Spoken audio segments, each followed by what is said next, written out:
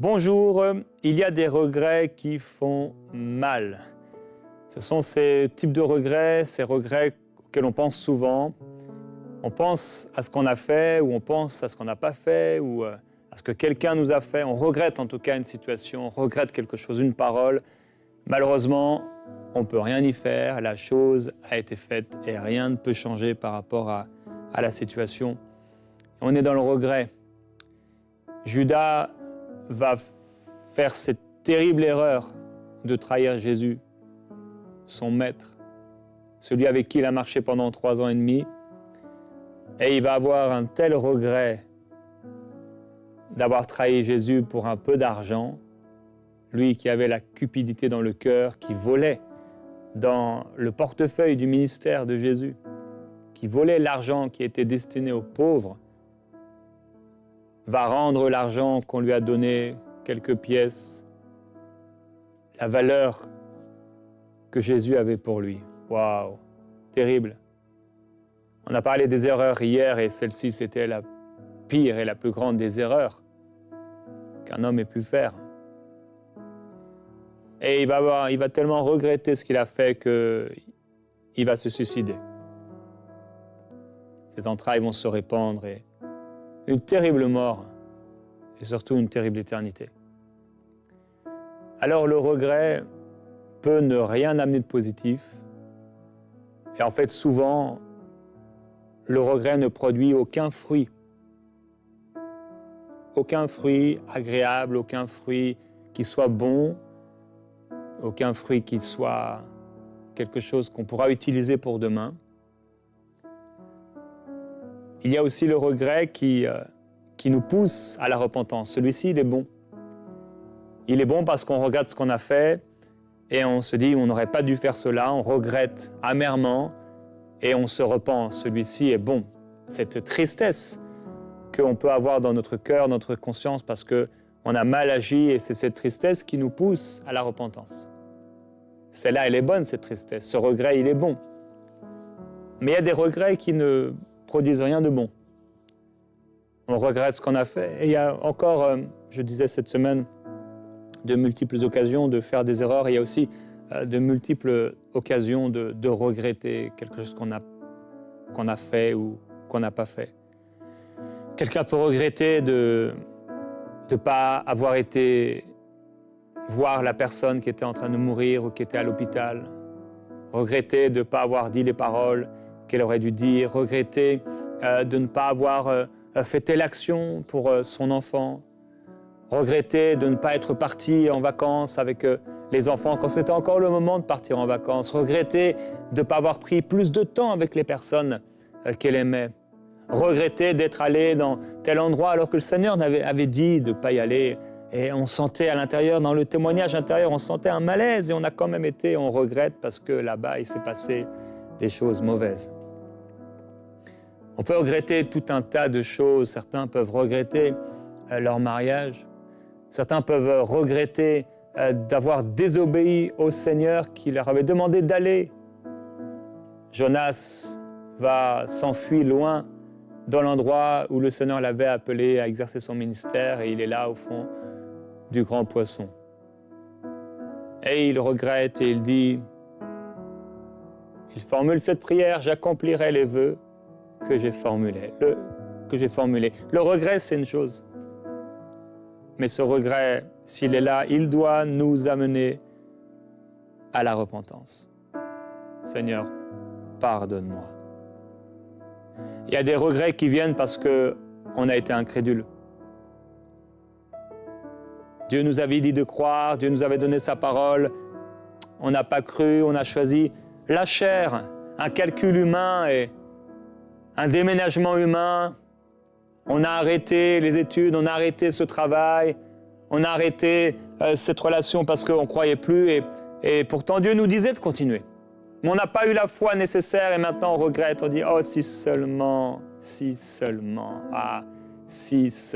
j'avais fait ça, si seulement j'avais fait ceci. Tellement de gens regrettent d'avoir arrêté quelque chose, de s'être arrêté en chemin. Il y a des choses qu'on ne pourra pas changer. car elles appartiennent au passé. Il y a des choses, elles ont été faites. C'est vrai que Dieu peut restaurer, c'est vrai que Dieu peut ressusciter, mais quelqu'un qui est dans sa tombe depuis 6 mois, il va y rester. Et ce regret appartient au passé. On dit souvent, on doit vivre avec. Mais vivre avec, ça veut dire quoi dans la pensée de Dieu? C'est le déposer, dépose tes fardeaux aux pieds du Seigneur. Aujourd'hui, je veux t'encourager à déposer tes fardeaux et à laisser le Seigneur agir. Dieu connaît tes regrets, mais il agira. Il connaît ce que tu as fait, il connaît tes regrets. Laisse-le agir. Lundi, nous avons parlé de cette consolation que Dieu donne. Mardi, nous avons parlé de la foi qu'il nous faut avoir. Hier, nous avons parlé de cette espérance par rapport à nos erreurs. Aujourd'hui, je partage avec toi cette guérison que le Seigneur veut t'accorder. Dieu veut t'accorder cette guérison par rapport à ce regret. Ce regret qui te fait pleurer, ce regret qui a enlevé ta joie, ce regret qui vraiment a mis un poids sur toi et tu marches comme un mort-vivant et tu marches dans le passé, tu regardes derrière. Laisse le Seigneur agir pour guérir ton cœur, car en réalité, ton cœur a besoin d'être guéri. Tu as besoin de déposer ce fardeau et d'être guéri. Dans le livre de Josué, on a parlé hier, Josué va dire au peuple, après, il y a eu donc toute l'histoire de la manne, qui était une épreuve pour le peuple de Dieu.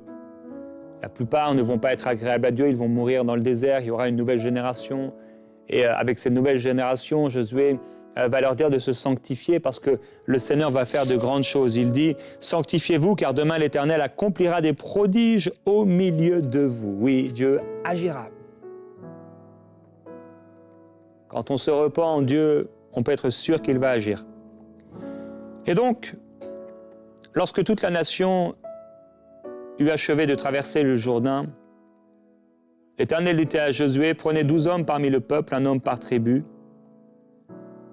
et donnez-leur cet ordre, enlevez d'ici du milieu du Jourdain, de la place où les sacrificateurs se sont arrêtés de pied ferme, 12 pierres que vous ferez passer avec vous et que vous déposerez au campement où vous passerez cette nuit. » Et donc ils vont prendre 12 pierres, passer devant l'arche de l'Éternel votre Dieu, en direction du milieu du Jourdain, et que chacun de vous charge une pierre sur son épaule, selon le nombre des tribus des Israélites, afin que cela soit un signe au milieu de vous. Lorsque vos fils vous demanderont demain « Que sont ces pierres pour vous ?» vous leur direz « C'est que les eaux du Jourdain ont été coupées devant l'arche de l'Alliance de l'Éternel. Lorsqu'elle traversa le Jourdain, les eaux du Jourdain ont été coupées. Ces pierres serviront de mémorial aux Israélites à jamais. » Les 12 pierres du souvenir. Passage étonnant de ce passage dans le Jourdain, la traversée du Jourdain. Les erreurs qu'on a pu commettre, les regrets qui sont les nôtres, sont semblables à ces pierres qui ont été déposées par ces chefs, ces 12 hommes, ces chefs de tribu. Le mémorial. Parfois, on a bâti un mémorial. On met la pierre du regret et on regrette encore ça, et on regrette encore cela, et on regrette encore cela. Et il a existé. L'erreur, elle a existé. Ce qu'on a fait, ça a existé. Dieu l'a oublié si on s'est repenti, mais nous, c'est difficile. C'est difficile de vivre avec le regret.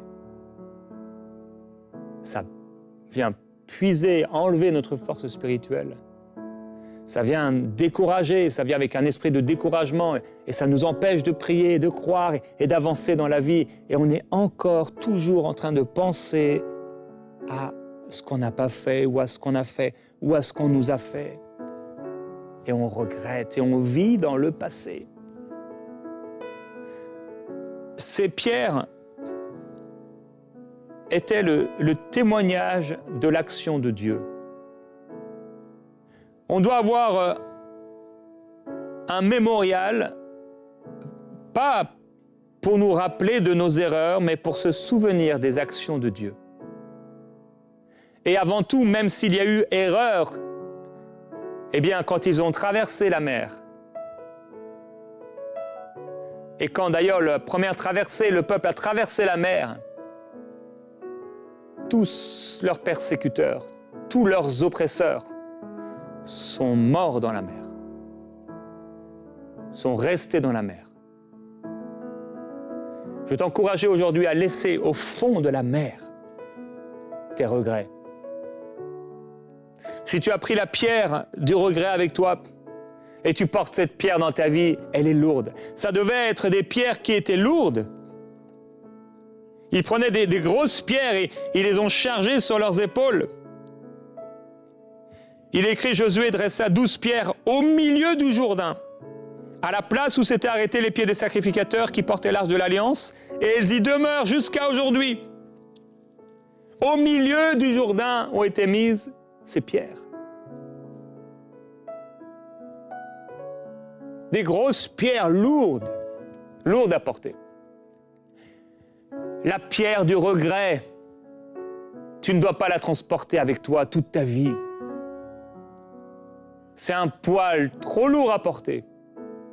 Combien de personnes, vous avez peut-être des regrets dans votre vie, vous portez ce regret, et il y a ce regret, et il y a ce regret, et il y a ce regret, et vous ne pouvez pas avancer. Vous ne pouvez pas avancer. Tu as besoin de laisser ce regret au fond du Jourdain. Tu dois le laisser là où le Seigneur l'a mis. Il dit, j'effacerai tes crimes. Je les jetterai, tes péchés, tes iniquités, dans la mer de l'oubli. J'ai effacé tes transgressions. Si le Seigneur t'a pardonné, tu dois te pardonner. Si le Seigneur a effacé, tu dois effacer. Tu dois effacer. Souviens-toi des bontés de Dieu, mais oublie ses erreurs. Pose-les. Pose-les au pied de la croix. Abandonne-les. On doit poser nos erreurs en arrière, les laisser derrière nous et jeter dans la mer de l'oubli. Je vais partager le témoignage d'un frère Pépin du Gabon. Il dit, je suis un jeune Gabonais de 39 ans.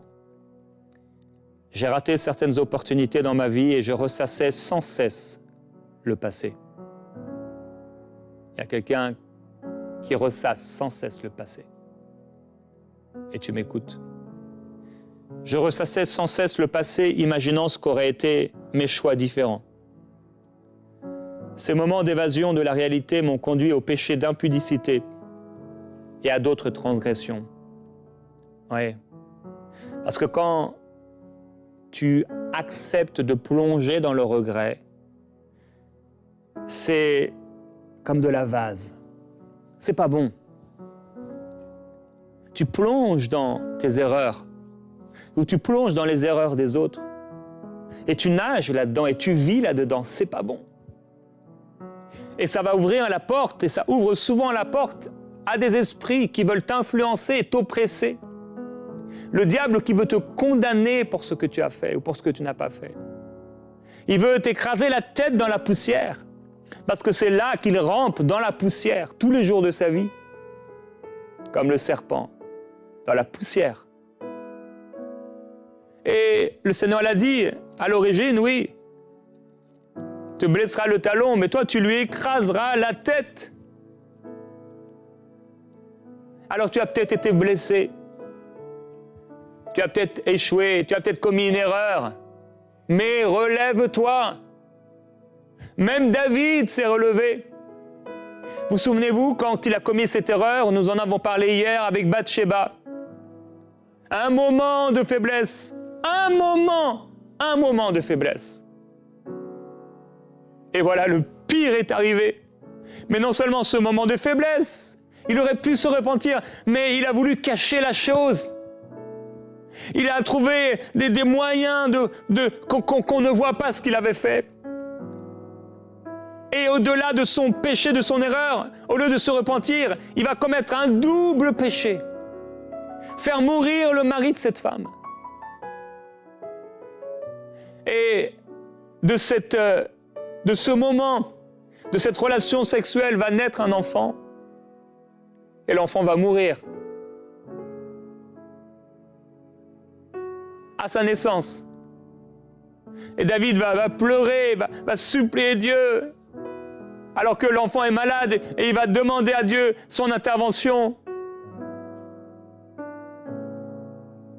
Mais il comprend, ses serviteurs sont en train d'approcher.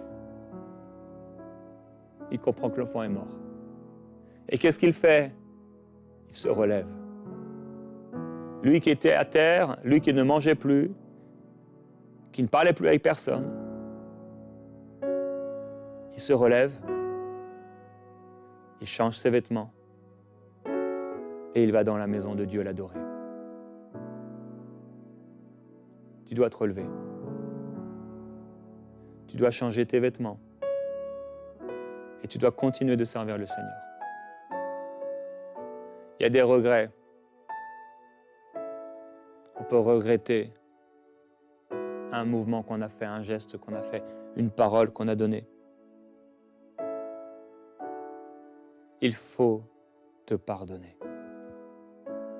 Comme Dieu t'a pardonné, il faut te pardonner. Et alors, quand on reste là-dedans, dans la vase, on refuse de se pardonner, on va commencer à écouter la voix, pas la voix du bon berger, mais la voix de l'accusateur des frères. Et il veut te plonger profondément dans cette vase, dans ces ténèbres épaisses. Mais ne te laisse pas avoir. Il veut amener un esprit de découragement, un esprit d'apitoiement, où tu es comme l'ombre de toi-même. Tu vis dans le passé constamment et tu n'arrives plus à voir. C'est comme s'il y a des lunettes, comme s'il y a un voile. Le voile qui était là sur les Israélites et qui les empêchait de voir la gloire de Jésus-Christ. Et tu n'arrives plus à voir la gloire de Jésus-Christ parce qu'il y a ce voile sur ta vie. Et ça peut t'amener au péché. Alors, Pépin dit dans son témoignage, ces moments d'évasion de la réalité m'ont conduit au péché d'impudicité et à d'autres transgressions. J'ai souillé mon corps à maintes reprises. Mon cœur et mon âme étaient blessés.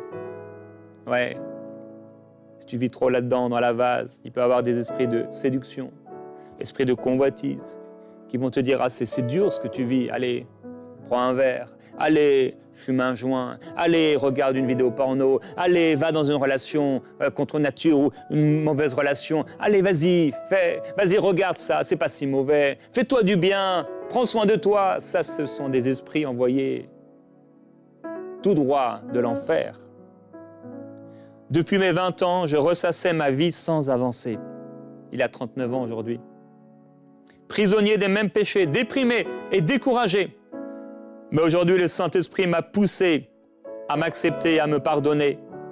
Il m'a rappelé que ma vie ne se résume pas à hier, mais qu'elle commence aujourd'hui, maintenant, avec Jésus-Christ. Il m'a montré que le vase que je suis peut encore être réparé. Ma prière aujourd'hui est pour toutes les personnes brisées, pour qu'elles sachent que tout est possible avec Jésus. Et voilà comment il a pu être relevé par le Seigneur. Et je veux terminer avec ces encouragements de Paul aux Thessaloniciens. Prenez garde que personne ne rende le mal pour le mal, mais recherchez toujours le bien, soit entre vous ou envers tous. Soyez toujours joyeux. Priez sans cesse. En toutes circonstances, rendez grâce à Dieu. Car telle est à votre égard la volonté de Dieu en Christ Jésus. N'éteignez pas l'esprit, ne méprisez pas les prophéties. Plusieurs encouragements que le Seigneur veut te donner aujourd'hui.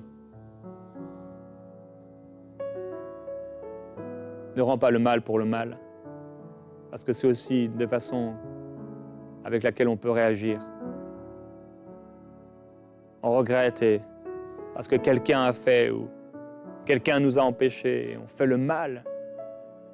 Non, ne rends pas le mal pour le mal. On peut être dans les ténèbres et tellement triste et Dieu nous dit de nous réjouir, de lui faire confiance, de se réjouir en lui, de lui faire confiance. Aujourd'hui, je t'encourage à fermer tes yeux si tu peux là où tu es. Et ces regrets, ce regret.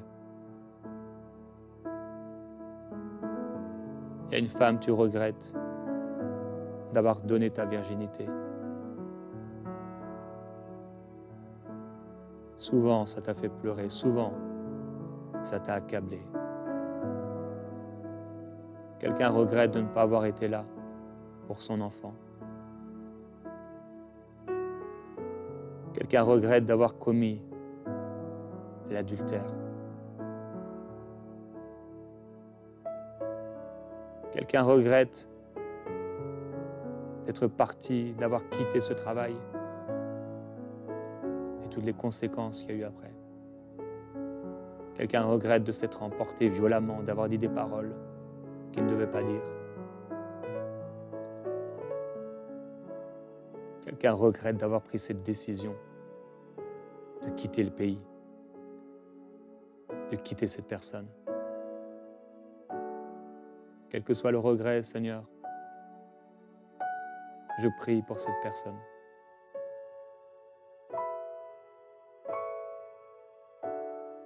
Mon ami, dépose ce regret à la croix. Dépose cette souffrance à la croix. Dépose cette erreur à la croix. Quel est ce regret? Dépose-le. Dépose-le à la croix. Dépose cette pierre.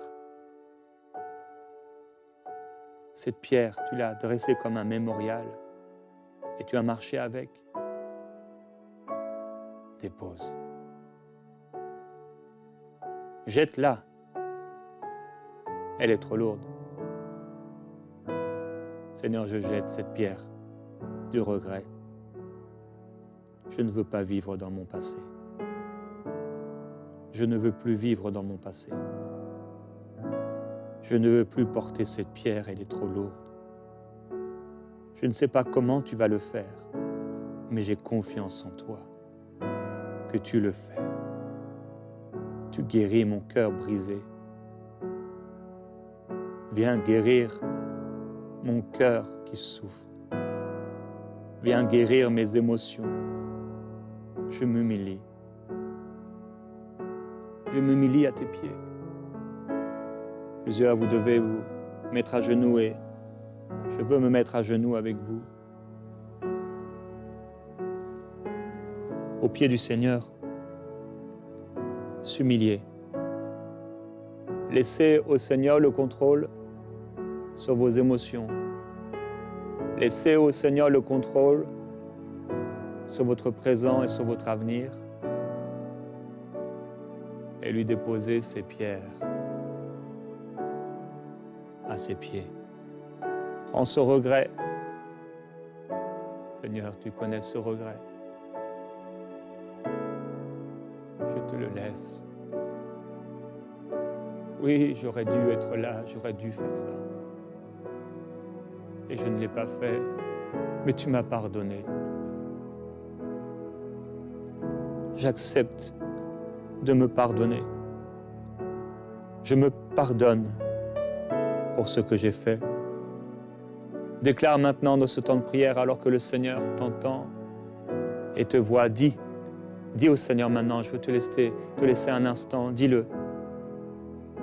Seigneur, je me pardonne pour ceci. Je me pardonne pour cela. Exprime-le au Seigneur. Dis-lui tout ce qu'il y a dans ton cœur. Tu dois exprimer ces mots. Ne les garde pas. Exprime Oui, vas-y, dis-le. Dis ce que tu aurais dû faire. Dis ce que tu n'aurais pas dû faire.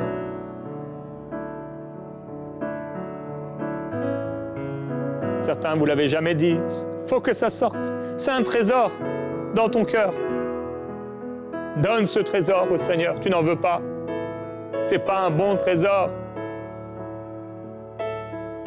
C'est un mauvais trésor. Laisse-le. Seigneur, je te le laisse. Je te le laisse. Je n'en veux plus. Je me pardonne. Je me pardonne. Comme tu m'as pardonné. Toi qui m'as demandé de pardonner comme j'ai été pardonné. Alors je me pardonne comme tu m'as pardonné. Tu m'as pardonné car tu m'as pardonné. Oui, je me pardonne car tu m'as pardonné. Tu as effacé mes crimes. Ils étaient constamment devant moi, mes erreurs du passé. Mais aujourd'hui, je les laisse à la croix. Ils ne m'appartiennent plus. Ils ne m'appartiennent plus. Je les laisse au fond de la mer, au fond du Jourdain. Je les laisse. Tu les jettes là, Seigneur. Tu les jettes derrière moi. C'est fini. Père, je prie maintenant pour ceux qui délaissent, ceux qui abandonnent ces regrets, ceux qui ont accepté par humilité de s'ouvrir, ceux qui ont accepté la guérison. Père, je prie maintenant, guéris leur cœur. Tu as la capacité de changer leurs émotions. Le soir, les pleurs, mais le matin, la joie, les rires. Tu as la capacité de les délivrer. Et j'ordonne au nom de Jésus-Christ à tout esprit de condamnation, à tout esprit de culpabilité, à tout esprit d'impudicité, à tout esprit de découragement, à tout esprit de suicide et de mort, de quitter leur vie au nom de Jésus-Christ. Vous sortez par la puissance de Dieu maintenant. Le feu de Dieu sur cette personne, dans ses entrailles. Elle est libérée au plus profond de son être, maintenant même. Ça sort, ça disparaît. Toi qui t'es attaché à elle, esprit mauvais, oppression spirituelle, animal impur qui s'est attaché à cette personne, dehors maintenant au nom de Jésus-Christ. Sors! Sors maintenant, dehors. Libre au nom de Jésus. Libre au nom de Jésus-Christ. Seigneur, merci. Merci. Merci. Je déclare, Jésus-Christ, que tu agis, que tu lui redonnes la vie, que tu lui redonnes l'espoir. Tu guéris son cœur et ses émotions. Et maintenant, le voilà libéré. À partir d'aujourd'hui, il va respirer. Elle va respirer normalement, d'une nouvelle façon. Et une nouvelle espérance, une nouvelle joie va naître dans son cœur. Mon ami, fais confiance au Seigneur. Quel que soit ce que tu ressens maintenant, fais-lui confiance. Fais-lui confiance. Tu as prié avec foi. Tu as laissé ces choses avec la foi. Laisse le Seigneur agir. Il y a des choses, on ne peut pas les faire. On ne peut pas gérer toutes nos émotions. On essaye, mais lui, il peut tout faire. Il peut tout accomplir. Alors laisse le Seigneur agir. Il agira. Il va le faire. Tu vas te réveiller. Je me sens libre. Tu vas te réveiller. C'est marrant. Ces douleurs, ces souffrances, elles ne sont plus là. Tu vas te réveiller. C'est comme si le ciel, tu ne l'avais jamais vu. Ou tu ne l'avais pas vu depuis si longtemps. Et le soleil, et la joie qui revient, et la louange dans ton cœur. Et il va te donner le langage des disciples dès le matin, pour que tu puisses par sa parole relever, fortifier, encourager celui qui est abattu. Oui, dans la solitude, dans les décombres, sur des ruines. Le Seigneur bâtit quelque chose de nouveau. Dans le nom de Jésus-Christ, va avec la force que tu as. Réjouis-toi, prie sans cesse, ouvre-toi au ministère de l'Esprit. Ne méprise pas la prophétie, ne rends pas le mal pour le mal, mais marche avec Dieu. Amen. Dans les Saintes Écritures, Dieu déclare que le Messie viendrait pour être le sauveur du monde. La vie de Jésus prouve qu'il est bien celui dont les prophètes avaient parlé. Ésaïe a prophétisé que la Vierge deviendrait enceinte et qu'elle enfanterait un fils. Des siècles plus tard, la naissance de Jésus accomplissait cette prophétie.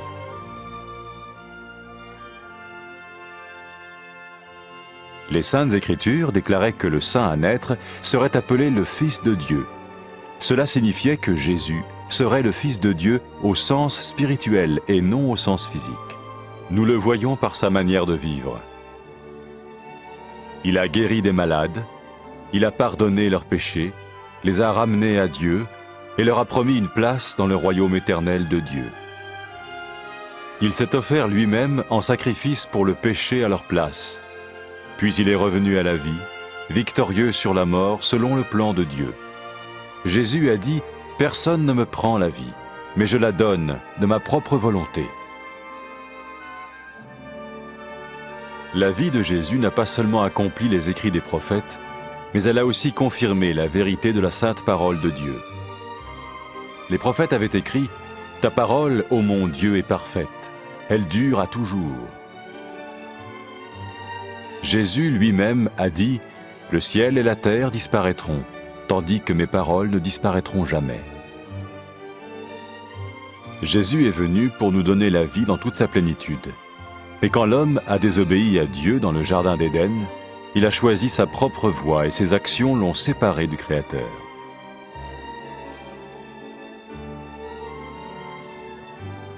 Les Saintes Écritures déclarent que tous sont péchés et que le salaire que paye le péché, c'est la mort.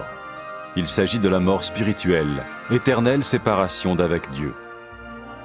Mais tout comme Dieu a donné un bélier pour qu'il meure à la place du fils d'Abraham, ainsi il a envoyé Jésus, le Messie, mourir à notre place. Sa vie, sa mort et sa résurrection restaurent la relation entre Dieu et tous ceux qui mettent leur confiance en lui. Maintenant, non seulement Jésus pardonne les péchés de ceux qui le suivent, mais il les sauve aussi du jugement éternel de Dieu.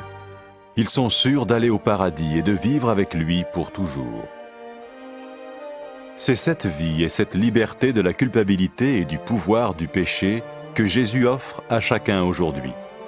Cela ne veut pas dire suivre une religion, mais choisir d'avoir foi en Jésus qui dit « Je me tiens à la porte et je frappe. Si quelqu'un entend ma voix et ouvre la porte, j'entrerai chez lui. » Cela veut dire se tourner vers Dieu et croire que Jésus vient dans nos vies pardonner nos péchés et nous rendre tels qu'il veut que nous soyons. Il ne suffit pas d'approuver intellectuellement ce qu'il dit, ni de vivre une expérience émotionnelle. Nous le recevons par grâce, au moyen de la foi, par un acte de notre volonté. Lorsque quelqu'un est prêt à suivre Jésus le Messie, il peut lui parler par une simple prière. Vous sentez un soutien, vous sentez que votre vie n'est pas une vie normale. Vous sentez que vous êtes porté. C'est gratuit. Il ne vous demande rien. Il vous demande juste d'ouvrir votre cœur et d'oser croire en lui. Osez croire. On ne demande ni d'argent. On vous demande pas une souffrance particulière. On vous dit faites confiance et croyez. Essayez. Vous n'avez rien à perdre. Essayez. J'ai essayé. Ça fait plus de 20 ans que je suis dedans. Et je ne repartirai pour rien au monde. Aucun milliard au monde ne me fera changer d'avis et me séparer de lui. Impossible. Donc, osez Jésus avant qu'il soit trop tard. Osez. Ne le faites pas demain. Faites-le maintenant.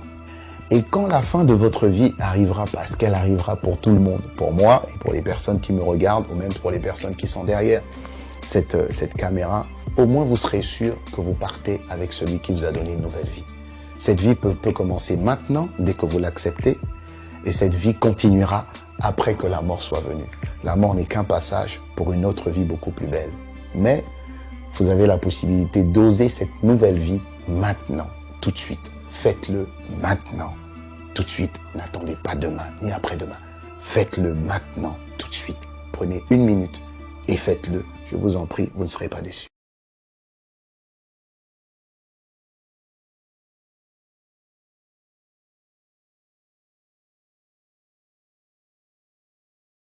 Après avoir écouté ce message, si vous avez décidé de donner votre vie au Seigneur Jésus-Christ, faites cette prière avec l'homme de Dieu. Mon Dieu, je viens devant toi, tel que je suis. Je confesse Jésus-Christ comme mon Sauveur et mon Seigneur.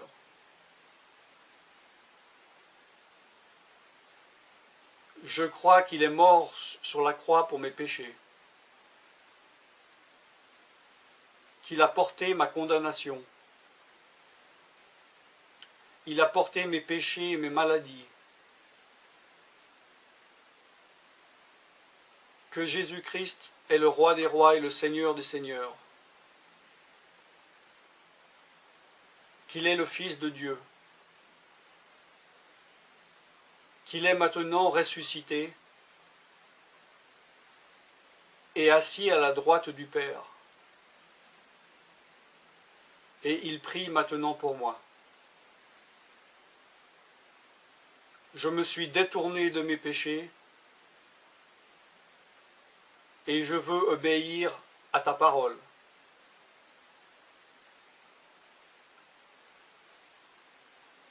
Je viens à toi en te demandant, mon Dieu, de me donner ton Esprit Saint.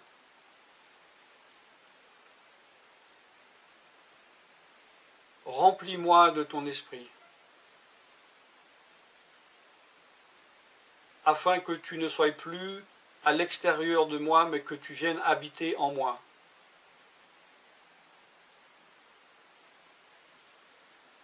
Et que je devienne ton temple. Esprit de Dieu, viens habiter en moi. Purifie-moi, lave-moi, sanctifie-moi, rends-moi pur, transforme-moi à l'image de Dieu. Je te remercie car je crois que tu m'as donné ton esprit, car tu ne mens pas. Et tu as dit dans ta parole que tu donnes à celui qui te demande. Je fais cette prière au nom de Jésus-Christ. Amen.